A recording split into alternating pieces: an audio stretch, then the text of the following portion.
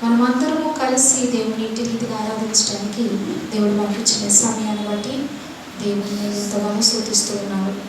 ప్రియ దేవుని బిడ్డలారా, ఉదయకాల సమయము మనమందరము కూడా కూడి ఉన్నాము, ప్రార్థన జరుగుతున్నది. కానీ ప్రతి ఒక్కరి మనస్సులో ఉన్న వేదన కావచ్చు, తలంపు కావచ్చు, మరి ప్రియమైన తల్లి గారు, దైవజన గారు మనల్ని విడిచి దేవుని సన్నిధానానికి చేర్చబడి ఉన్నారు. అయితే దేవుని రాజ్యంలో దేవుని యొక్క దాసురాలు నెమ్మదిని, సంతోషాన్ని, సమాధానాన్ని పొందుకుంటున్నారు. మరి ముందుగా దైవజనులు వెళ్ళారు దేవుని దగ్గరికి. మరి తరువాత దేవుని పిలుపుని అందుకుని మరి మా తల్లి గారు కూడా దేవుని రాజ్యానికి చేరుకుని ఉన్నారు. ఉదయకాల సమయంలో దేవుని వాక్యాన్ని శ్రద్ధగా వినండి. అనేక సందేహాలకు దేవుడు ఉదయకాల సమయంలో సమాధానాన్ని ఇవ్వబోతున్నాడు. ప్రతి ఒక్కరు కూడా మీ మనస్సును దేవుని వాక్యం పైన ఉంచండి. మనస్సు ఎక్కడో పెట్టి శరీరం మాత్రమే ఇక్కడ ఉంటే నువ్వు దేవుణ్ణి సంపూర్ణంగా ఆరాధిస్తున్న వ్యక్తివి కావు. నీ మనస్సు ఎక్కడో తిరుగుతూ, నీ ఆలోచనలు ఎక్కడో తిరుగుతూ కేవలం దేహం మాత్రమే ఈ స్థలంలో ఉన్నట్టయితే నీవు సాతానికి లేక లోకాశలకు లోనైన వ్యక్తివని ఉదయకాల సమయంలో దేవుడు మీతో మాట్లాడుతున్నాడని గ్రహించాలి. మీరు ప్రతి ఒక్కరు కూడా దేవుని వాక్యం పైన శ్రద్ధ పెట్టండి. నువ్వు చాలా అలసి ఉన్నాము, తర్వాత ఆ ప్రాణము చాలా నలిగిన స్థితిలో ఉన్నాము. అయినప్పటికీ కూడా దేవుని శక్తి మమ్మల్ని నిలబెడుతుంది. హల్లెలూయా, హల్లెలూయా. దేవుని శక్తి మాత్రమే మమ్మల్ని ఆయన పని కొరకు బలపరుస్తుంది. ఆయన కొరకు పరుగులెత్తడానికి మాకు బలాన్ని ఇస్తుంది. దేవుని సంగమా, ఉదయకాల సమయంలో దేవుడు చెప్పు ప్రతి మాట మీ హృదయాన్ని తాకబోతుండగా, ప్రతి సందేహానికి దేవుడు సమాధానాన్ని ఇవ్వబోతుండగా, శ్రద్ధతో దేవుని వాక్కు పైన మీ హృదయాన్ని నుంచి దేవుని యొక్క వాక్యాన్ని గ్రహించి దేవునికి సంపూర్ణంగా లోబడాలి. ప్రతి ఒక్కరు కూడా సంపూర్ణంగా దేవునికి విధేయులై ఉండాలి. చిన్నవారైనా పెద్దవారైనా సంపూర్ణంగా దేవునికి విధేయులుగా జీవించాలని ఉదయకాల సమయంలో దేవుడి సంఘంతో మాట్లాడబోతున్నాడు. చూద్దాము దేవుని వాక్యాన్ని. యోబు గ్రంథము, పరిశుద్ధ గ్రంథం ఉన్న వారందరూ తెరిచినట్లయితే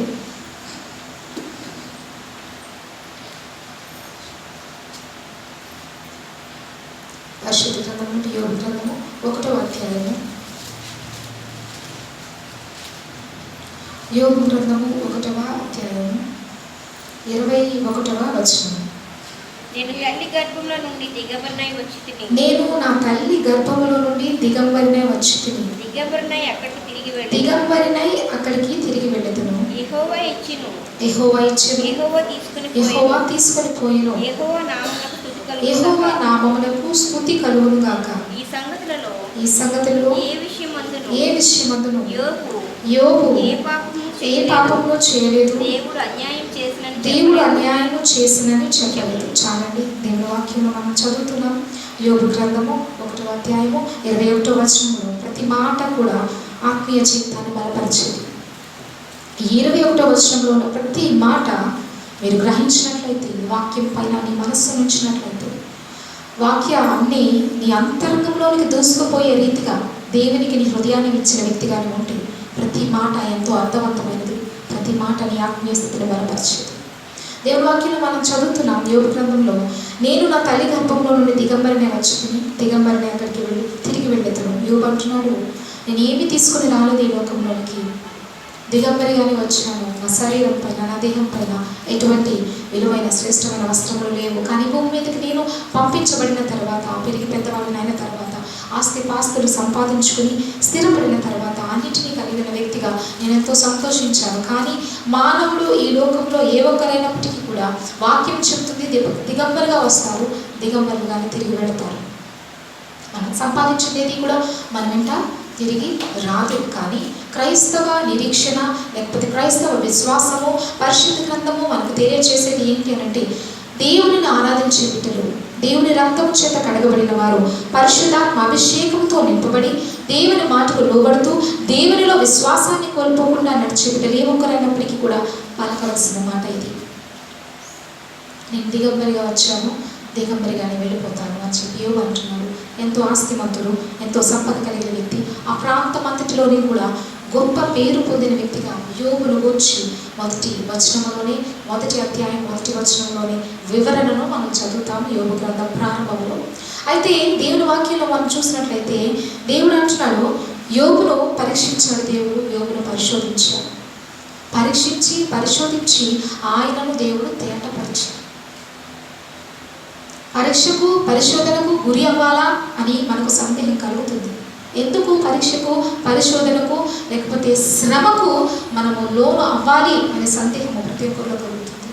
కానీ దేవుని వాక్యం అంటుంది, నువ్వు పరిశోధించబడినప్పుడే నీ ఆత్మీయ స్థితి దేవునిలో వర్తిల్లడానికి దేవుడు కృప చూపించేవాడే ఉన్నాడు. హల్లెలూయా, హల్లెలూయా. దేవుని వాక్యంలో చూస్తున్నాం, యెహోవా ఇచ్చెను, యెహోవా తీసుకొని పోయెను. యోబు అంటున్నాడు, తనకున్న ఆస్తి అంతయు కోల్పోయినప్పటికీ, తన బిడ్డలను కోల్పోయినప్పటికీ, తన యావత్తు సమస్తము అతని కళ్ళ ముందే శూన్యముగా మారిపోయినప్పటికీ అంటున్నాడు, యెహోవా ఇచ్చెను, యెహోవా తీసుకొని పోయాను. చాలా చక్కని మాట. ఎంత చక్కని మాట అంటే, ఈ మాట పలకాలి అంటే ధైర్యం ఉండాలి. ఈ మాట పలకాలి అంటే దేవుణ్ణి ప్రేమించే హృదయము పరిపూర్ణంగా ఉండాలి. ఈ మాట పలకాలి అంటే సంపూర్ణముగా దేవునికి లోబడే హృదయం కలిగిన వ్యక్తులు మాత్రమే ఈ మాట పలకగలుగుతారు. అంతంత మాత్రముగా వినట్టుగా జీవిస్తున్నాను, దేవునితో జీవిస్తున్నాను లోకములో అన్నట్టుగా నీవు ఉన్నట్టయితే ఇలాంటి మాట ఏ ఒక్కరు పలకలేరు. ఇలాంటి మాట పలకలేరండి. దేవుని వాక్యం చెప్తుంది, యెహోవా ఇచ్చెను, యెహోవా తీసుకుని పోయిను. దేవుడు ఇచ్చేవాడు, తిరిగి ఆయన తీసుకునేవాడు. దేవుని వాక్యము మనల్ని బలపరుస్తుంది. ఉదయకాలం దేవుడు తన సంఘాన్ని బలపరుస్తూ ఉన్నాడు. ప్రతి ఒక్కరి బిడ్డలు, ప్రతి ఒక్కరిలోనూ, చిన్నవారు కావచ్చు, పెద్దవారు కావచ్చు, అందరూ మనస్సులో ఉన్న వేదన, అయ్యో దైవజనుడు లేరు, దైవజనులారు లేదు, ఏమిటి మమ్మల్ని ప్రేమించే ఆత్మీయ తల్లిదండ్రులు ఇద్దరిని మేము కోల్పోయాము అనే వేదన ఉన్న ప్రతి ఒక్కరిని కూడా ఉదయకాల సమయంలో దేవుని వాక్యము బలపరుస్తుంది. యెహోవా ఇచ్చెను, యెహోవా తీసుకొని పోయెను అనే దేవుని దగ్గర భక్తులైన యోబు అంటున్నట్టుగా దేవుని వాక్యాన్ని మనం చదువుతున్నాం. యోబు ఈ మాట పలికే సమయానికి తన జీవితం అంతా కూడా అగాధంలో కూరుకుపోయిన పరిస్థితి ఏర్పడింది. దర్జాగా కూర్చుని ఈ మాటలు పలకటం లేదు, సంతోషంగా ఉన్న స్థితిలో ఈ మాటలు పలకటం లేదు. సమస్తము ఆయన కళ్ళ ముందే కూలిపోయిన స్థితిలో సమస్తాన్ని పోగొట్టుకుని వేదనతో పగిలిన హృదయముతో ఉన్న స్థితిలో ఈ మాటలను పలుకుతున్నాడు. నిజానికి వేదనతో ఉన్నప్పుడు, పగిలిన హృదయంతో మనం ఉన్నప్పుడు మాటలు పలకడం అంటే చాలా కష్టం. అది కూడా దేవుని పక్షంగా నిలబడి మాట్లాడడం అంటే అతి కష్టం. దేవుని పక్షంగా నిలబడి మాట్లాడడం ఎందుకు అతి కష్టం అవుతుందో తెలుసా? ఆ శ్రమ, ఆ వేదన ఏదైతే మనం అనుభవిస్తున్నామో, ఏదైతే దాని గుండా నడుస్తున్నామో, ఏదైతే నీ కళ్ళతో నువ్వు చూస్తున్నావో దాన్ని నిన్ను కకావికలం చేస్తుంది, నీ మనసును నలిపేస్తుంది. ఆ వేదనతో నిండిన హృదయం కలిగిన నీవు దేవుని పక్షంగా మాట్లాడలేని స్థితి ఆ శ్రమ నీకు తీసుకొస్తుంది. కానీ యోబు ఏమంటున్నాడంటే, ఎంతటి శ్రమ అతని కళ్ళ ముందుగా కనబడుతున్నా, ఆవేదన అలుముకున్నప్పటికీ కూడా బలమైన నిరీక్షణతో, సంపూర్ణమైన భక్తి జీవితంతో అంటున్నాడు, యెహోవా ఇచ్చెను, యెహోవా తీసుకొని పోయెను. నిజానికి మరి ప్రియ తల్లిని మేము పోగొట్టుకున్న సమయంలో మేము కూడా చాలా వేదన చెందాం. మా విషయంలో బిడ్డలంగా మేము పడిన ప్రయాస అంత ఇంత కాదు. ముందు డాడీ ఉన్నప్పుడు ఎంతైతే మమ్మీకి మేము దగ్గరుండి అన్నీ చూసుకుంటూ, తనకి కావాల్సినవన్నీ సమకూరుస్తూ ఎంతైతే ప్రేమగా చూసుకున్నామో, డాడీ దేవుని రాజ్యానికి చేరుకున్న తర్వాత కూడా బిడ్డలమైన మేమిద్దరము టైం కేటాయించుకునేవాళ్ళం. ఈ టైంలో ఈ పని చేయాలి, ఈ టైంలో ఈ పని చేయాలి. ఈ విధంగా మన మమ్మీకి ప్రతి దానిని కూడా చేస్తూ, ఇటు దేవుని సేవ, అటు గృహంలోనూ తల్లిని ఏ విధంగా బ్యాలెన్స్ చేసుకోవాలో మేమిద్దరం కూడా ఆ పనిని కేటాయించుకున్నాం. ఆ పనిని కేటాయించుకుంటూ ప్రతి దినము కూడా దేవుని సన్నిధానంలో మొరపెట్టేవారు. ప్రతి దినము కూడా దేవుని పాదాల దగ్గర కన్నీరు కార్చేవారు.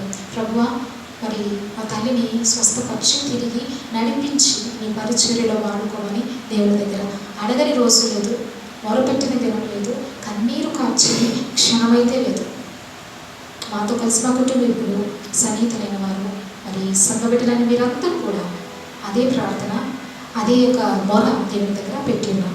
కానీ మరి ఇంత మొర పెట్టినప్పటికీ కూడా, ఇంత ప్రార్థన చేసినప్పటికీ కూడా దేవుడు పలుమార్లు సేవకుల రాళ్ళను లేపుతున్నట్టు నడిపించినట్టు, మాట్లాడినట్టు, మళ్ళీ యథావిధిగా ఉన్నట్టు అనేకమైన సార్లు దేవుడు బయలుపరిచినప్పటికీ ఎందుకు మరి సేవకురాలు దేవుని రాజ్యానికి చేర్చబడ్డారనే సందేహం కలిగి ప్రతి ఒక్కరు ఉంటారు. కానీ ఉదయకాల సమయంలో దేవుడు మాట్లాడుతున్నాడు, యెహోవా ఇచ్చెను, యెహోవా తీసుకుని పోయాను అని యోబు ఎట్టి రీతిగా అయితే అంటున్నాడు, అదే మాటను బిడ్డలుగా మేము కూడా పలుకుతున్నాం ఎంతో సంతోషంగా. హల్లెలూయా, హల్లెలూయా. సంగమా, మీరు కూడా అట్టి ఆత్మీయ స్థితిలో బలపడాలి. అట్టి రీతిగా దేవుని కొరకు ఎంత కష్టము ఎదురైనప్పటికీ కూడా దేవుని పక్షంగా నిలిచి మాట్లాడేవారుగా, సాతాను యొక్క తలను చివగొట్టేవారుగా ఉండాలి దేవుని బిడ్డలు. శ్రమ నిన్ను నలిపేయచ్చు, ఇబ్బందులు నిన్ను కాల్చివేయచ్చు, కానీ దాన్ని సహించుకోవాలి. ఓర్పుతో దేవుని వైపుకు చూడాలి. అది చాలా కష్టం ఉంది.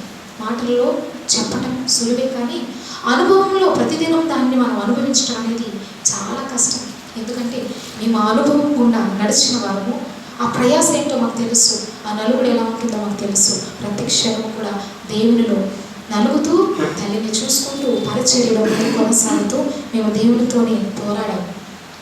దేవుని దగ్గర మా పోరాటము అలా ఇలా లేదు, కానీ కన్నీటి ప్రార్థన, విజ్ఞాపన, దేవునిని బ్రతిమాలే రీతి ఈనాడు కూడా ఏ క్షణం కూడా విడిచిపెట్టలేదు, ఎప్పుడు విడిచిపెట్టలేదు. ప్రభువా సహాయం చేయవా, తల్లిని బ్రతికించవా, మేము ముగ్గురు కలిసి నీ పరిచర్యలో ముందు కొనసాగాలి అని చెప్పి ఎంతో పట్టుదలతో కూడిన ప్రార్థన చేసేవారు, దేవుని బ్రతిమాలుకునేవారు. అయినప్పటికీ కూడా దేవునికంటూ కొన్ని తలంపులు ఉంటాయి, దేవునికంటూ కొన్ని ఆలోచనలు ఉంటాయి. మనం అడిగినప్పటికీ, మనము దేవుని ఎంత బ్రతిమలాడుకున్నప్పటికీ కూడా మనము గ్రహించాలి ఏమిటి అంటే, శిలువలో యేసుక్రీస్తు ప్రభువారు దేవుని యొక్క చిత్త ప్రకారంగా కుమారుడైన క్రీస్తు ప్రభువారు శిలువకు అప్పగింపబడుతున్న సమయంలో తండ్రి అయిన దేవుని యొక్క ఆయన కన్నీటి ప్రార్థన చేసినప్పుడు ఆయన కన్నీరు, ఆయన చెమట రక్తముగా మారినట్టుగా దేవుని వాక్యంలో మనం చూస్తున్నాం. అయితే ఆయన చేసిన ప్రార్థన, ప్రభువా నీ చిత్తమైతే ఈ పాత్రను నా నుండి తొలగించమని కుమారుడైన యేసుక్రీస్తు ప్రభువారు తండ్రి అయిన దేవునికి మొరపెట్టారు. ఆ మొరలో ఎంతో నిజాయితీ ఉంది, ఆ మొరలో ఎంతో స్వచ్ఛత ఉంది, ఆ మొరలో ఎంతో శ్రేష్టమైన గొప్ప త్యాగం ఉన్నది. అయితే అట్టి ప్రార్థన కుమారుడైన క్రీస్తు ప్రభు వారు భూమి మీద నుండి చేసుకుంటే తండ్రి అయిన దేవుడు విన్నారు.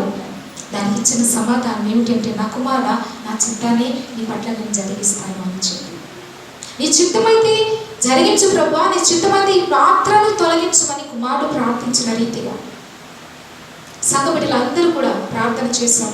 అలాగే మమ్మీ గురించి తెలిసిన ప్రతి ఒక్కరు ఆయా సంఘాలలో అనేక ప్రాంతాల్లో మరి మమ్మీ బలహీనంగా ఉన్నారు, చాలా బలహీన స్థితిలో ఇంకా బెడ్ మీద ఉన్నారని వార్త అనేక దినాలుగా అందరికీ తెలుసు. ఆ విషయం తెలిసిన ప్రతి ఒక్కరు కూడా ఆయా సంఘాలలో ప్రతి ఒక్కరు కూడా మమ్మీని చూడకపోయినప్పటికీ కూడా ఎంతో ప్రార్థన చేశారు, ఎంతో దేవుని దగ్గర మొరపెట్టారు. మమ్మల్ని ముఖాముఖిగా చూడని వ్యక్తులు కూడా మా కోసం కన్నీటి ప్రార్థన చేశారనే విషయాన్ని నేను విన్నప్పుడు ప్రభువుని బట్టి నేను చాలా సంతోషించాను. నిజానికి వారిని మేము ఎప్పుడు చూడలేదు, నేరుగా కలవలేదు, మా మొహాన్ని వారు ఎప్పుడు చూడలేదు. అయినప్పటికీ కూడా మరి తల్లిగారి ఆరోగ్య పరిస్థితి ఎలా ఉందని తెలిసినప్పుడు చిన్నాన్నగారి సంఘంలో కావచ్చు, ఇంకా ఆయా సంఘాలలో అనేక మంది ప్రజలు మమ్మల్ని చూడకపోయినప్పటికీ కూడా మరి ఆత్మీయ తల్లి ఆరోగ్యాన్ని బట్టి ప్రతి ఒక్కరు కూడా కన్నీటి ప్రార్థన చేశారు, దేవుని దగ్గర మొదలుపెట్టారు. కానీ దేవుని వాక్యం అంటుంది ఉదయకాల సమయంలో దేవుడు మాట్లాడుతున్నాడు, యెహోవా ఇచ్చెను, యెహోవా తీసుకొని పోయాను అని యోబు ఏ రీతికైతే దేవుని యొక్క బిడ్డగా పలుకునే మాటలు, ఆ మాటను సంఘానికి దేవుడు జ్ఞాపకం చేస్తున్నాడు. ఎందుకనంటే మనం దేవుని సన్నిధానంలో ప్రార్థన చేస్తాం, దేవుని బ్రతిమలాడుకుంటాం, కానీ ఆయా సందర్భాల్లో దేవుని చిత్తాన్ని దేవుడు జరిగిస్తాం. ఆ చిత్తానికి మనం లోపడాలి, ఆ చిత్తానికి మనము సంపూర్ణంగా దేవునికి సమర్పించుకునే బిడ్డలుగా ఉండాలి. కింద వచనంలో మనం చూసినట్లయితే, యెహోవా నామమునకు స్తుతి కలుగునుగాక. ఈ సంగతుల్లో ఈ విషయమందును యోబు ఏ పాపమును చేయలేదు, దేవుడు అన్యాయం చేసినని చెప్పలేదు. యెహోవా నామముకు స్తుతి కలుగునుగాక. యోబు ఈ మాటలు అంటున్నాడు, యెహోవా నామాన్ని నేను స్తుతిస్తాను అంటున్నాడు, యెహోవా నామాన్ని నేను గణపరుస్తాను అంటున్నాడు. అంత మాత్రం కాదు, కానీ ఏ పాపము చేయలేదు యోబు. ఏ విషయమందును, ఏ సంగతిని బట్టి కూడా దేవుడు నాకు అన్యాయం చేశాడు అని పలకలేదంట. దేవుడు నాకు అన్యాయం చేశాడు, ఇంత శ్రమ నా జీవితంలో పెట్టాడు అని చెప్పి యోబు తన నోటితో కూడా పాపం చేయలేదు, తన నోటి వెంట మాటలు రానివ్వలేదు. ఎందుకనంటే ఎందుకనంటే యోబు ఎంత కోల్పోయినప్పటికీ కూడా దేవుని పైన ప్రేమను మాత్రం కోల్పోలేదు. హల్లెలూయా, హల్లెలూయా. పరిపూర్ణమైన రీతిలో దేవుణ్ణి ప్రేమిస్తూ పరిపూర్ణమైన రీతిలో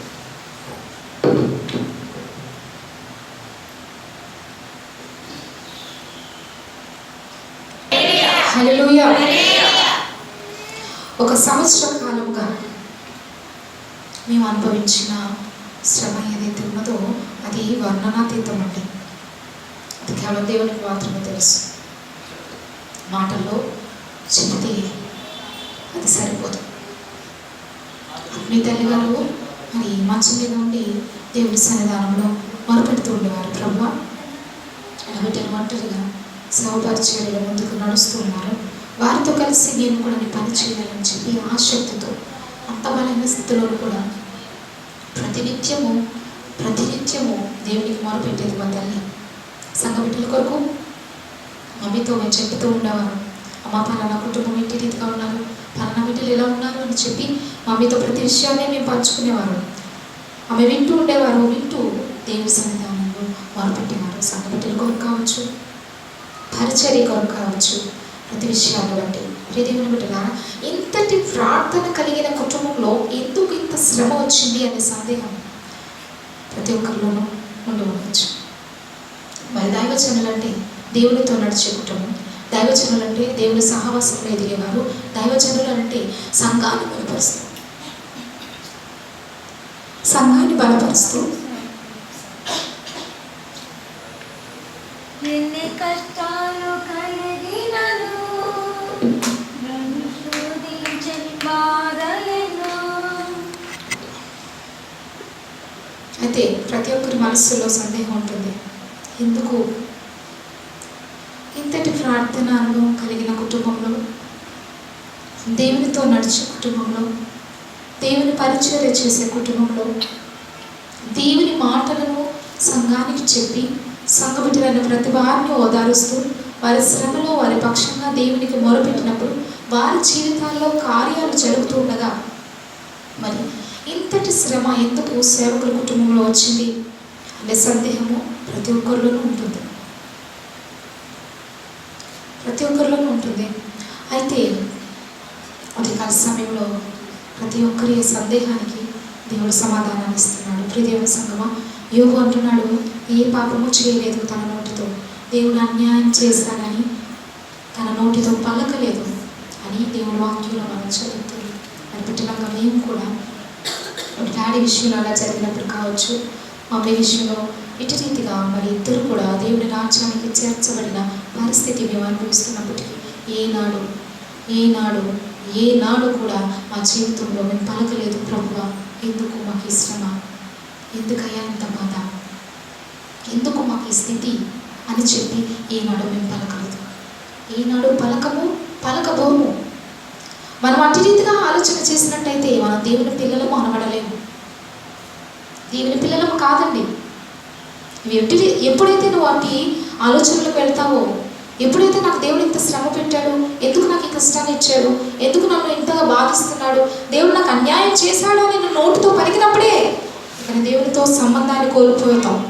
ఆడవాళ్ళ, స్త్రీ అయినా పురుషుడైనప్పటికీ కూడా నీవున్న స్థితిలోనే దేవుని కొరకు నిలబడాలి, నీవున్న స్థితిలోనే దేవుడిని ప్రేమించాలి, నీవున్న స్థితిలోనే దేవునితో సహవాసాన్ని ఇంకా పెంపొందించుకోవాలి. అటు రీతిగా మనం ఉన్నప్పుడు దేవుడు మనల్ని చూసి సంతోషిస్తాడు. అటు రీతిగా మనం ఉన్నప్పుడు ప్రతి బిడ్డను బట్టి దేవుడు ఆనందించే దేవుడై ఉన్నాడు. కానీ యోబులో మేము జ్ఞాపకం చేసుకునేవాళ్ళం. ఒక దినాన మేము ప్రార్థన చేస్తున్న సమయంలో పరిశుద్ధాత్మ దేవుని యొక్క స్వరం మమ్మల్ని బలపరుస్తూ ఉంది. పరిశుద్ధాత్మ దేవుడు మాట్లాడుతున్నాడు, ఈ బిడ్డలారా మీరు నా దగ్గర మొరపెడుతున్నారు, కానీ ఈ విషయాన్ని ఇంతకుముందే నేను సంఘంలో పంచుకుని ఉన్నాను, సాతాను నన్ను పర్మిషన్ అడుగుతుంది ఇంకా మిమ్మల్ని శోధించడానికి అని చెప్పి పరిశుద్ధాత్మ దేవుడు నాకు ఆ సంగతిని బయలుపరిచినప్పుడు మేము దేవుని దగ్గర అన్నమాట ఒకటి, ప్రభువా మేమెంత శోధించబడినప్పటికీ, మేమెంత నలిగిపోయినప్పటికీ కూడా, శ్రమ గుండా మేము నడుస్తున్నప్పటికీ మేము నీ సన్నిధిని, నీ సేవను ఎన్నటికీ విడిచిపెట్టము. మా నమ్మకత్వాన్ని మేము కోల్పోము. నీ కొరకు బ్రతుకుతాము, నీ కొరకే జీవిస్తాము, నిన్ను మాత్రమే ప్రకటిస్తాము, నమ్మకస్తులుగా మేము బ్రతుకుతామని నేను నా తమ్ముడు కలిసి ఆ మాటలు విన్నప్పుడు దేవుని దగ్గర ప్రార్థన చేసి మా ప్రార్థన ఇదేనండి. దేవుడు ఆ మాట అన్నప్పుడు అనిపించింది.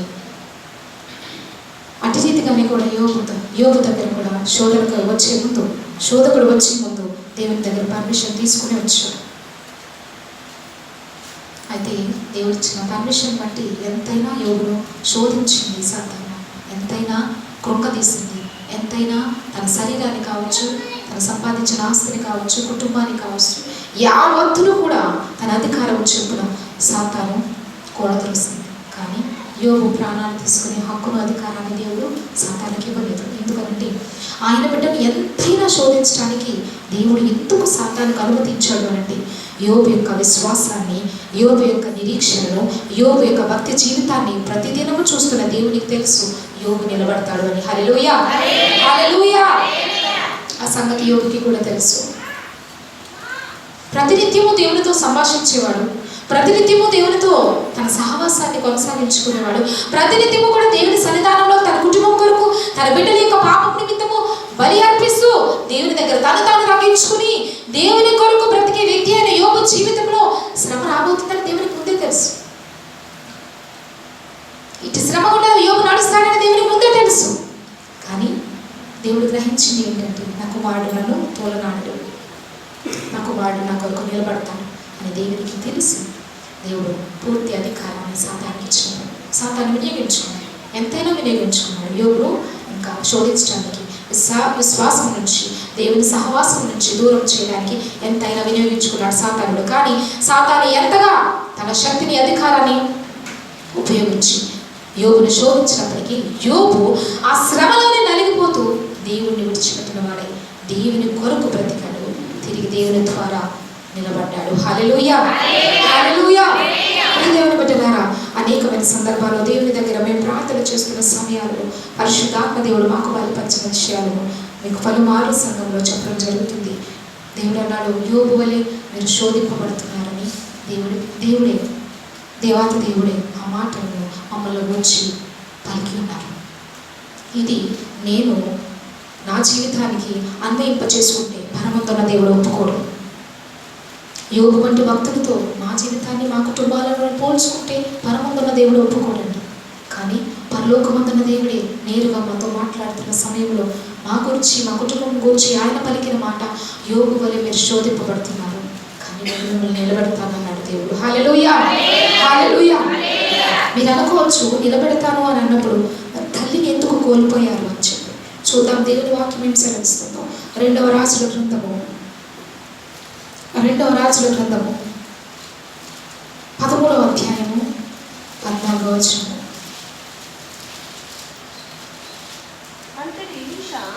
అంతటి ఎలీషా మరణకరమైన రోగము చేత పీడితుడై ఉండగా. చాలండి, చాలు. దేవుని వాక్యంలో మనం చదువుతున్నాం. 2వ రాజుల గ్రంథము 13వ అధ్యాయము 14వ వచనంలో దేవుని వాక్యము తేటగా చెప్తూ ఉన్నది. అంతటి ఎలీషా మరణకరమైన రోగము చేత పీడితుడై ఉండగా. ప్రవక్త అయిన ఎలీషా ఏది దేవుని సన్నిధానంలో ప్రకటన చేస్తే, దేవుని ఆత్మ చేత నింపబడి పరమందున్న దేవుని యొక్క సందేశాలను వింటూ ఇది జరగబోతుంది ఆయన పలికితే భూమి మీద జరిగిపోయేది. ఈ విపత్తు రాబోతుంది అని ఆయన పలికితే అది ఆ ప్రాంతంలో దేవుడు జరిగించేవాడు. ఈ అద్భుతం జరుగుతుంది అని ఆయన చేతి ద్వారా ప్రార్థన చేసినప్పుడు దేవుడు ఆ కార్యాలను చేసి ప్రజలకు చూపించి దేవుని పక్షంగా వారి హృదయాలను మళ్లించటకు ఎలీషా ప్రవక్తను దేవుడు ఎంతగానో అభిషేకించి వాడుకున్నట్టుగా దేవుని వాక్యాన్ని మనం చదువుతుంటాం. కానీ ఇంతగా దేవుని ఆత్మశక్తి చేత నింపబడిన ప్రవక్త కూడా మరి చివరి దినాలలో మరణకరమైన రోగము చేత పీడించబడ్డాడని దేవుని వాక్యం చెబుతుంది. దేవుని బిడ్డలారా, ఇంత నమ్మకంగా, ఇంత నీతిగా, ఇంత నిజాయితీగా, భక్తి జీవితం కలిగి యథార్థతతో దేవునితో నడిచినప్పుడు ఎందుకు శ్రమ, ఎందుకు ఈ భయంకరమైన వేదన దేవుడు కలిగిస్తాడు? ఎందుకు దేవుడు ప్రజలను లేక భక్తిగా జీవించే వారిని శ్రమకు అప్పగిస్తాడు అనే సందేహము మీకు కలుగుతూ ఉండవచ్చు. అందుకే దేవుడు సమాధానాన్ని ఇస్తున్నాడు. ప్రవక్త ఎలీషా తన గురువు అయిన దేవుని దగ్గరికి వెళుతున్న సమయంలో నాకు రెండింతల ఆత్మ కావాలని నేను అడిగాను. అయితే రెండంతల ఆత్మశక్తి నాకు కావాలి అని ప్రవక్త ఏలియా దేవుని యొక్క రాజ్యంలోనికి అగ్ని గుర్రముల చేత, అగ్ని రథముల చేత పైకి ఎత్తబడుతున్న సమయంలో శిష్యుడైన ఎలీషా దేవునిని అలాగే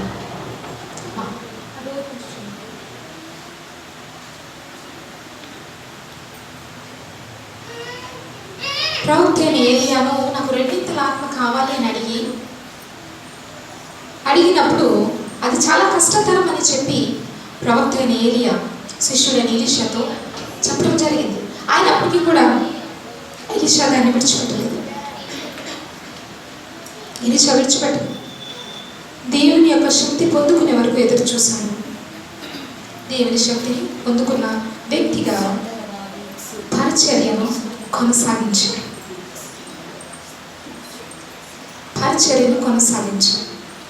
దేవుని సంగమా, చాలా అలసిపోయింది నా శరీరం, నా శక్తి సరిపోవట్లేదు. కానీ దేవుని సేవను, దేవుని పరిచర్యను కొనసాగించవలసిన వారాన్ని దేవుడు మాకు ఇచ్చాడు. సంవత్సర కాలము తల్లికి చేసిన పరిచర్య కంటే హాస్పిటల్లో మేము ఉన్న ఈ 10 రోజులు చాలా చాలా చాలా నలిగిపోయినాడు. ప్రతి రాత్రి ప్రతి పగలు కూడా ఎదురుచూపు ఏమంటారు, ఎలాంటి సమాచారం వస్తుందో, ఎలా ఉండబోతుందో అని చెప్పి దేవుని సన్నిధానంలో ప్రార్థన చేస్తూ దేవుని దగ్గర కనిపెడుతూ ఆ దినాలన్నీ మేము గడిపి ఉన్నాం. అయినప్పటికీ కూడా ఏదైతే జరిగిందో దానిని బట్టి మేము పరిపూర్ణంగా దేవుణ్ణి స్తుతిస్తూ ఉన్నాము. పరిపూర్ణంగా దేవునికి మమ్మల్ని మేము తగ్గించుకుని అప్పగించుకుని ఈ యొక్క సువార్తను లేక ఈ పరిచర్యను ముందుకు కొనసాగించడానికి దేవుడు మాకు బలాన్ని ఇచ్చి నిలబెట్టి ఉన్నాడు. హల్లెలూయా, హల్లెలూయా. అంటే ఈ 10 రోజులు కూడా మరి హాస్పిటల్లో ఉన్నట్టు చేత చాలా పాస్టర్ గారు కావచ్చు, నేను కావచ్చు, మాతో పాటున్న ఆంటీ అయినా చాలా బలహీనం అయిపోయాను. కానీ ఈ బలహీనత కొద్ది రోజులు శరీరంలో ఉండొచ్చు, కానీ బలమైన దేవుడు సంఘాన్ని, పరిచర్యను ఇంకా విస్తరింపబోతున్నాడు. ఈ వాక్యాన్ని, ఈ మాటను నమ్మిన వారు మీ జీవితాల్లో కార్యాలను చూడబోతున్నారు. ఎందుకంటే నాకు చెప్పడానికి, గట్టిగా చెప్పడానికి నాకు శక్తి సరిపోవట్లేదు. కానీ దేవుని మాటను ప్రతి ఒక్కరు దయచేసి శ్రద్ధగా వినండి. దేవుడు అంటున్నాడు, ఎలీషా జీవితంలో మరణకరమైన రోగాన్ని దేవుడు ఎందుకు అనుమతించాడు? ఆయన ప్రవక్త, గొప్ప సేవ చేసిన దైవజనుడు. ఏది అంటే అది జరిగిపోయేది. దేవుని అభిషేకం ఆయన మీదకి దిగి వచ్చినప్పుడు దేవుని ఆత్మ చేత నింపబడి ఆయన నోటి వెంట ఏది పలుకుతున్నాడో అది మనుషుల జీవితాల్లో జరిగేది, ఆ ప్రాంతాల్లో జరిగిపోయేది. మహారాజులే ఈ వ్యక్తికి భయపడేవారు. గొప్ప గొప్ప రాజులే ఈ ప్రవక్త మాటలకు కావచ్చు, ఈ ప్రవక్త పక్షంగా యెహోవా దేవుడు చేస్తున్న క్రియలను చూసినప్పుడు ప్రతి ఒక్కరూ గజగజ వెనకేవారు. ఇతను సాదా సీదా వ్యక్తి, మామూలు మానవుడే. కానీ దేవుని అభిషేకము చేత, దేవుని ఎన్నిక చేత, దేవుని యొక్క పరిచర్య కొరకు ఆయన దేవుని ద్వారా నడిపింపబడుతున్న వ్యక్తి. అలాంటి వ్యక్తి జీవితంలోనూ కూడా మరణకరమైన రోగం వచ్చిందని దేవుని వాక్యం చెప్తుంది. ప్రతి ఒక్కరు చదవండి.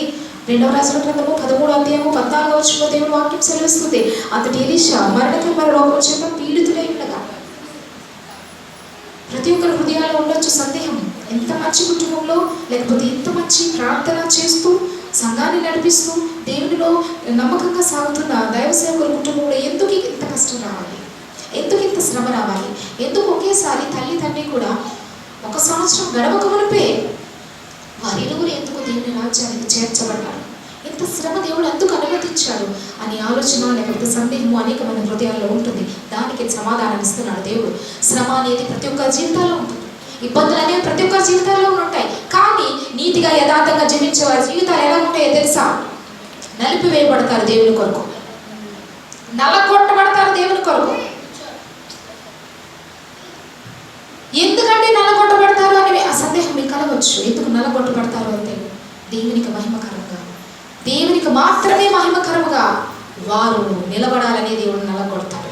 ఈ శ్రమ అందరి దగ్గరికి రాదు, ఈ శ్రమ అందరి దగ్గరికి రాదండి. శ్రమలు ఉన్నాయి, అనేక రకాలుగా ఉంటాయి. కానీ నీతిగా యథార్థంగా జీవించే వారి జీవితాలలో దేవుడు అనుమతించే శ్రమ ఏదైతే ఉన్నదో అది నిలిపేస్తుంది మానవుని.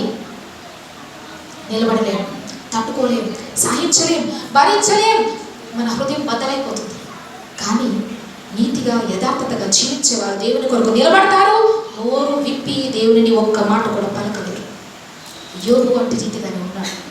మరి ఈ వాక్యముల చేత బలపరచబడిన మేము కూడా మా తల్లిదండ్రుల ద్వారా దేవుని యొక్క సేవను గురించి కావచ్చు, దేవుని యొక్క ఆత్మీయ జీవితముల గురించి కావచ్చు, వారి యొక్క సహవాసములో పెంచబడిన మేము కూడా అదే అనుభవము కలిగి ప్రతి దినము మా విశ్వాసాన్ని దేవునిలో పురుకొల్పుకునేవారు. అయ్యా, నీ చేతులకి మా జీవితాన్ని ఆపరించుకుంటూ నీ చిత్తాన్ని నేను జరిగించు. ఏదేమైనప్పటికీ కూడా మేము నీకు లోబడతాం, కడ వరకు నమ్మకస్తులుగా నీ బిడ్డలుగా బ్రతుకుతాం అని చెప్పి మేము తీర్మానం చేసుకుని ప్రతి దినము కూడా దేవుని దగ్గర మొరపెట్టేవారము. అందుకే దేవుడు వాక్యము ద్వారా దేవుడు సంఘాన్ని బలపరుస్తున్నాడు. వాక్య ఆధారాలతో ఉదయకాల సమయంలో దేవుడు మాట్లాడుతున్నాడు.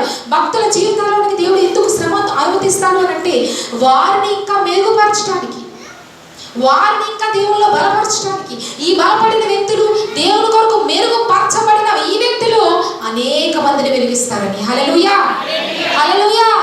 అనేక మంది నలిగిన స్థితిలో ఉంటారు, అనేక మంది పగిలిపోయిన స్థితిలో ఉంటారు, అనేక హృదయాలు చెదిరిన స్థితిలో ఉంటారు. అలాంటి వారిని బలపరిచి దేవుని కొరకు వారిని సిద్ధపరచడానికి నీతివంతుల జీవితాలలో, యథార్థవంతుల జీవితాల్లో, భక్తిగా జీవించిన వారి జీవితాలలో కఠినమైన శ్రమను దేవుడు అనుమతిస్తాడు.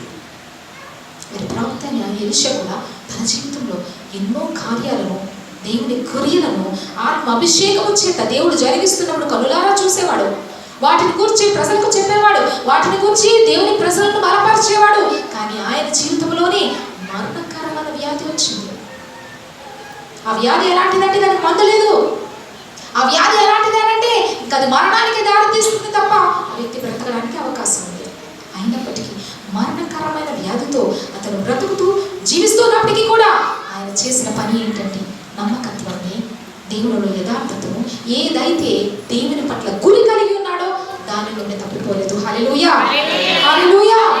అందుకని ఎలీషా మరణమైన తర్వాతను కూడా ఆయన మరణాన్ని కూడా దేవుడు గొప్ప సాక్ష్యంగా మార్చాడు. ఎలాగో చూద్దాం, చూడండి 20వ వచనం, 13వ అధ్యాయం 20వ వచనం. తరువాత ఎలీషా మృతి పొందగా వారు అతని సమాధిలో ఉంచింది. 1 సంవత్సరం గడిచిన తరువాత మోయాబీల సైన్యము దేశం మీదకి వచ్చినప్పుడు కొందరు ఒక శవమును పాతిపెట్టుచు సైన్యములకు భయపడి ఆ శవమును ఎలీషా యొక్క సమాధిలో ఉంచగా దింపిన ఆ శవము ఎలీషా శల్యములకు తగిలినప్పుడు అది తిరిగి బ్రతికి కాళ్ళు మోపి నిలిచెను. చూడండి, దేవుని వాక్యాన్ని చదవగల శక్తి సామర్థ్యం ఉన్న ప్రతి ఒక్కరు కూడా బైబిల్ గ్రంథాన్ని చదవండి. ఎలీషా యొక్క జీవితంలో దేవుడు జీవించినప్పుడు మాత్రమే అద్భుతాలు, ఆశ్చర్యక్రియలు లేక ప్రవచనాత్మకమైన కార్యాలను జరిగించడం కాదు. కానీ ఎలీషా మరణము తర్వాత కూడా జీవము లేని ఆయన శరీరాన్ని దేవుడు అనేకులకు సాక్షిగా వాడుకుంటారు. ఈ వచనము మీరు చదువుతుంటే మీరు గ్రహించాలి. ఎలీషా మృతి పొందిన తరువాత అదే సమాధిలో, అంటే అనగా ఎక్కడైతే ఎలీషా ప్రవక్తను సమాధి చేశారో అదే ప్రాంతంలో కొందరంట ఒక సమూహను పాతిపెట్టచ్చు ఉన్న క్రమంలో ఏం జరిగిందంటే ఎలీషా యొక్క సమాధిలో వచ్చగా దింపిన శవము ఎలీషా సైన్యములకు తగిలినప్పుడు, అనగా ఎక్కడైతే ఈ ప్రవక్తని ఎలీషా గారిని సమాధి చేశారో అదే ప్రాంతంలో ఒక వ్యక్తిని తీసుకుని వచ్చి సమాధి వారు చేస్తూ ఉండగా ఆ గోతిలో ఉన్న ఆ ఎముకలు ఏవైతే ఉన్నాయో అవి ఈ జీవము లేని శవానికి తగిలే.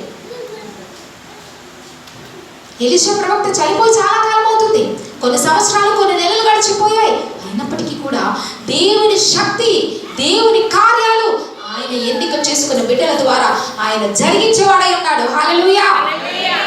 చనిపోయినప్పటికీ కూడా ఎలీషా ప్రవక్త యొక్క ఎముకలలో నుండి దేవుని శక్తిని దేవుడు ప్రవహింపచేస్తున్నాడు. ఎవరో ఒక వ్యక్తిని తీసుకొచ్చి అదే ప్రాంతంలో అదే స్థలంలో పాతిపెడుతుంటే ఆ ఎముకలు ఈ శవానికి తగిలింది. సహజంగా గోయి తీస్తున్నప్పుడు మనం చూస్తాం, రాళ్ళు రప్పలు మనకు తగులుతాయి. అదే రీతిగా ఎలీషా ప్రవక్త యొక్క ఎముకలు ఆ శవానికి తాకినప్పుడు చూడండి ఎంత అద్భుతము. చనిపోయిన శవము తిరిగి జీవాన్ని పొందుకుంది. హల్లెలూయా, హల్లెలూయా. ఎంత గొప్ప దేవుడు మన దేవుడు. ఎలీషా మరణకరమైన వ్యాధి అనుభవిస్తూ దేవుడిచ్చిన పనిని నమ్మకంగా చేశాడు. దేవుని కొరకు వాడబడ్డాడు. దేవుని అభిషేకము చేత అనేకమైన ప్రవచనాలను, అనేకమైన అద్భుత కార్యాలను ప్రజలు చూచులాగున ప్రజలను దేవుని పక్షంగా మళ్లించడానికి బలమైన సాధనంగా వాడబడ్డాడు. చనిపోయిన తర్వాత కూడా ఆయన ఎముకలు శవముకు తగిలినప్పుడు జీవాన్ని పొందుకునే రీతిగా దేవుడు అద్భుత కార్యాలు చేసినట్టు దేవుని వాక్యాన్ని మనం చూస్తున్నాం. ప్రియ దేవుని బిడ్డలారా, ఆత్మీయ జీవితంలో మనం ఎదుగుతున్నప్పుడు నడుస్తున్నప్పుడు అనేక సమస్యలను మనం చూస్తూ ఉంటాం. అనేక ఇబ్బందులు ఎదురవుతాయి. వాటిని బట్టి నిరుత్సాహపడకూడదు, వాటిని బట్టి నిరాశలకు పోకూడదు, వాటిని బట్టి ఇక నాకు దేవుడు ఎందుకు అని నువ్వు అనకూడదు, వాటిని బట్టి దేవుడు నాకు ఏం చేశాడు అని నువ్వు అనకూడదు, వాటిని బట్టి దేవుడితో నాకు సంబంధం లేదు అని నీవు పలికితే ఆ మాటలు దేవుని యొక్క గాయాలను రేపుతూ ఇంకా ఇంకా ఇంకా ఆ వ్యక్తి ఆత్మీయ స్థితిలో దిగజారిపోవడమే కాదు, కానీ సాతానుకు లోనవుతూ శ్రమలలోనికి కూడా వారు దిగిపోతారని ఉదయకాల సమయంలో దేవుడి సమయంతో మాట్లాడుతూ ఉన్నాడు. దైవజనులు అకస్మాత్తుగా దేవుని రాజ్యానికి చేర్చబడ్డారు. అదే రీతిగా దైవ సేవకురాలు కూడా ఊహించిన రీతిలో అందరూ ప్రార్థన చేసే విశ్వాసంతో దేవుని దగ్గర కనిపెట్టాం. తప్పక దేవుడు కార్యాలు చేస్తాడని పలుమార్లు దేవుడు కూడా బయలుపరచడం జరిగింది. కానీ ఎందుకు దేవుడు బయలుపరిచినప్పటికీ కూడా సేవకురాలను తీసుకున్నాడు అనే మాటకు సమాధానం ఇస్తున్నాడు. ఎందుకంటే ఆయన చిత్తము, ఆయన తలంపు వేరుగా ఉంటుంది, మన నిర్ణయాలు వేరుగా ఉంటాయి. మనం ఆశిస్తాం, మనం అనుకుంటాం, కానీ పరముందని దేవుని యొక్క తలంపులు, మానవుల యొక్క తలంపులు ఎంత మాత్రమూ కూడా సమానంగా ఉండేవి కాదు. ఇంత ప్రవక్తగా జీవించిన వ్యక్తి జీవితంలో కూడా మరణకరమైన వ్యాధితో ఆయన చివరి దినాలలో చనిపోయినట్టుగా దేవుని వాక్యాలు మనం చూస్తున్నాం. మరి ఎలీషా సామాన్యమైన వ్యక్తి కాదు, సామాన్యమైన వ్యక్తి కాదండి. ఆయన నోరు దేవుని యొక్క ప్రార్థనతో నింపబడి దేవుని సన్నిధానంలో ఇది జరుగుగాక అంటే వెంటనే కళ్ళ ముందు చూస్తుండగానే జరిగిపోయింది. ప్రజలు ఇంకా నిశ్చేష్టులై ఉండిపోయేవారు. అలా రాజులు కావచ్చు, సామ్రాజ్యాలు కావచ్చు, ఏ ఒక్కరైనప్పటికీ కూడా దేవుని కార్యాలను ఎలీషా ప్రవక్త ద్వారా దేవుడు చేస్తున్నప్పుడు వాటిని చూస్తున్న ప్రజలు నిశ్చేష్టులై అలా ఉండిపోయేవారు. అనేక మంది యెహోవా దేవుడు గొప్పవాడు అని దేవుని స్తుతించేవారు. దేవుని బిడ్డలా, ఇంతగా భక్తి జీవితం కలిగిన వ్యక్తి యొక్క జీవిత యాత్రలను కూడా కఠినమైన శ్రమ అనుభవించినట్టుగా దేవుని వాక్యం మనం చదువుతున్నాం. మరణకరమైన వ్యాధి చేత ఎలీషా ప్రవక్త దేవుని రాజ్యానికి చేరుకున్నాడు. ఈ మాటలు దేవుడు ఎందుకు చెప్తున్నాడంటే, పలుమార్లు దేవుడు ఎందుకు జ్ఞాపకం చేస్తున్నాడంటే, సంఘ బిడ్డలందరూ కూడా మరి ఎంతో ప్రేమించారు దైవజనులు, దైవ సేవకులు. మీ అందరి కొరకు కూడా ఎంతో భారం కలిగి ప్రార్థించేవారు నా తల్లిదండ్రులు. ప్రతి ఒక్కరి నిమిత్తము పేరు పేరున మమ్మీ డాడీ ఇద్దరు కూడా ప్రతి బిడ్డ నిమిత్తము కూడా దేవుని సన్నిధానంలో భారం కలిగి ప్రార్థన చేసేవారు. అయితే సంఘ బిడ్డ విషయంలో ఇంత భారం కలిగిన ఈ కుటుంబము ఇంత శ్రమ కూడా ఎందుకు నడుస్తుంది, వారు ఎందుకు ఇంతగా శోధించబడుతున్నారు, ఎందుకు ఇంతగా శ్రమకు లోనవుతున్నారు అని వాక్య లోతు తెలియని వ్యక్తులు సందేహాలు ఎన్నో ఉంటాయి, ఎన్నో అనుమానాలు ఉంటాయి. ఎందుకు దేవుడు వారి జీవితాల్లో మేలు చేయలేదు, ఎందుకు దేవుడు వారి పట్ల కార్యాన్ని జరిగించలేదు, ఎందుకు దేవుడు వారి కుటుంబమును ఇటు రీతిగా విడిచిపెట్టాడు అని అనుమానము, సందేహము, అనేకమైన ఆలోచనలు మానవుని యొక్క మెదడులో తొలుస్తూ ఉంటాయి. వాటికి సమాధానాన్ని ఇస్తున్నాడు దేవుడు. నీతిమంతుల జీవితాలలో, యథార్థవంతుల జీవితాలలో అనేక శ్రమలను దేవుడు అనుమతిస్తాడు. అయినప్పటికీ కూడా ఆపదల నుండి ఆయన తప్పించి తిరిగి నిలబెట్టే దేవుడు మన దేవుడు. హల్లెలూయా, హల్లెలూయా. యోగు వల్ల మేము కూడా మా విశ్వాసాన్ని బలపరుచుకున్నాం. ప్రభువా, ఎట్టి పరిస్థితి అయినప్పటికీ కూడా మేము నేను విడిచిపెట్టమయ్యా, మేము నీలో లోబడతాం, నీ మాటకు విధేయులుగా జీవిస్తాం. తల్లిదండ్రులు విడిచిపెట్టిన సేవను నీ కొరకు నమ్మకస్తులుగా వారికంటే కష్టపడి చేస్తామని చెప్పి దేవుని దగ్గర మేము అదే తీర్మానం, ప్రతినిత్యము అదే ప్రార్థన, అదే భారముతో ప్రార్థన చేస్తూ ఉన్నాము. దేవుడు మమ్మల్ని బలపరుస్తున్నాడు. ఒక సందేహము ఒకవేళ సంఘ బిడ్డల్లో హృదయాల్లో ఉండవచ్చు. మరి మా కొరకు ప్రార్థించే తండ్రి లేడు, అలాగే తల్లిగారైనా ఉంటారు అనుకున్నాము, తల్లిగారు కూడా లేరు, ఇంకా దైవజనులను కూడా మేము కోల్పోయాము అనే వేదన మీ హృదయంలో ఉండవచ్చు. కానీ ఉదయకాల సమయంలో దేవుడు మీతో మాట్లాడుతున్నాడు. ఎట్టి ప్రేమ అయితే దైవజనులు మీకు పంచారు, ఎట్టి భారం అయితే కలిగి మీ కొరకు ప్రార్థన చేశారు, మీ కష్ట సుఖాలలో ఎట్టి రీతిగా అయితే ప్రతి ఒక్కరిని కూడా దేవుని వాక్కు చేత బలపరుస్తూ, దేవునిలో మిమ్మల్ని పెంచుతూ, దేవునికి మీకు మిమ్మల్ని దగ్గర చేస్తూ, మీ కుటుంబాలలో మేలు ఆశీర్వాదం పొందులాగా ఎలాగైతే మిమ్మల్ని నడిపించారు, అదే భారం అదే ప్రేమ బిడ్డల మీద మేము కలిగి ఉన్నామండి. దైవజనులు లేరు అని దయచేసి ఒకరు కూడా బాధపడకండి. వారి ఎట్టి ప్రేమ అయితే మీకు పంచారు, అట్టి ప్రేమ బిడ్డలంగా మేము పంచుతాం. మీ పక్షంగా దేవుని దగ్గర మేము మొరపెడతాం. మేమున్నాము సంఘం కొరకు ప్రార్థించడానికి, మేమున్నాము మీ కష్ట సుఖాలలో దేవుని పక్షంగా మొరపెట్టడానికి. దయచేసి ఎవరి హృదయంలో ఉన్న వేదన ఉంటే ఈ రోజుతో ఈ క్షణంతో దాన్ని తీసివేయండి. ఎందుకనంటే వారి జీవిత యాత్రను వారు ముగించారు, నేను రాజ్యాన్ని చేర్చబడ్డారు. కానీ విడవబడిన సంఘాన్ని మాత్రము దేవుడు బలంగా ఇంకా ముందుకు సేవను కొనసాగించబోతున్నాడు. అనేకమైన అద్భుత కార్యాలు సంఘంలో దేవుడు చేయబోతున్నాడు. ఇక మీదట ఇంతవరకు దేవుడు చేశాడు, ఇక మీదట కూడా ప్రజలు చూడబోతున్నారు. దేవుని బిడ్డలారా, ఎలీషా జీవితాన్ని దేవుడు సాదృశ్యం ఎందుకు చూపిస్తున్నాడంటే, భక్తిగా జీవించిన వారి జీవితాల్లో కష్టాలు రాకపోవు, నీతిగా జీవించిన వారి జీవితాల్లో కష్టాలు రాకపోవు, యథార్థంగా దేవుని మాటకు లోబడుతూ అన్యాయస్తులుగా జీవించకుండా ప్రతి విషయానికి దేవునికి వారి జీవితాన్ని అప్పగించుకుని నడిచి వారి జీవితాల్లో శ్రమలు రాకపోవండి, వస్తాయి. అయినప్పటికీ కూడా సహించుకుని ఎవరైతే నిలబడతారో వారు దేవుని కొరకు ప్రకాశించే జ్యోతులు వారు ఉంటారు. హల్లెలూయా, హల్లెలూయా. అట్టి రీతిగా దేవుడు బిడ్డలమైన మమ్మల్ని నిలబెట్టుకుంటున్నాడు. ఆయన సేవలో దేవుడు వాడుకుంటున్నాడు. ప్రియదేవుని బిడ్డలారా, ఒకవేళ ప్రతి హృదయంలో వేదన ఉంటే తీసివేయండి. దైవజనులు లేరు అనే వేదన మీ హృదయాల్లో ఉంటే తొలగించండి, ప్రార్థన చేయండి. అట్టి భారము అట్టి ప్రేమ బిడ్డలమైన మేము కలిగి ఉన్నాం. మరొక మారు దేవుడు ఈ మాటలను సంఘానికి వినిపిస్తున్నాడు. ఎటువంటి పరిస్థితిలోనైనా మీ ప్రార్థన అవసరతను ఇంతవరకు తెలియజేశారు. ఇక మీదట కూడా మమ్మలను చెప్పాస్గా కావచ్చు, నన్ను కావచ్చు, దేవుడు మమ్మల్ని పిలుచుకునే సమయం వచ్చే వరకు కూడా సంఘం పక్షంగా మేము ప్రార్థన చేస్తాం. ఏదైతే దేవుడు మాకు పరిచయం అప్పగించాడో నమ్మకత్వంగా దాన్ని కొనసాగిస్తాం. మీ పక్షంగా మొరపెడుతూ మీ కష్ట సుఖాలలో ఏదైతే ప్రేమను మా డాడీ పంచారో దాన్ని పంచుతూ మనం అందరము కలిసి దేవుడి సహవాసంలో ఎదగబోతున్నామని ఈ మాటను దేవుడు ఉదయకాల సమయంలో సంఘాన్ని బలపరుస్తూ ధైర్యపరుస్తూ దేవుడు వెల్లడి చేస్తున్నాడు. ప్రియదేవుని బిడ్డలారా, వాక్యము మనల్ని బలపరుస్తుంది. చూద్దాం రోమీయులకు రాసిన పత్రిక 9వ అధ్యాయం 20వ వచనంలో దేవుడి వాక్యం ఏమంటుందో. రోమీయులకు రాసిన పత్రిక 9వ అధ్యాయము 20వ వచనం. రోమీయులకు రాసిన పత్రిక 20వ అధ్యాయము. అవును గాని ఓ మనుషుడా, దేవునికి ఎదురు చెప్పుటకు నీవెవడవు? నన్ను ఎందుకు ఇలాగ చేసితివని రూపించబడిన వానితో చెప్పునా.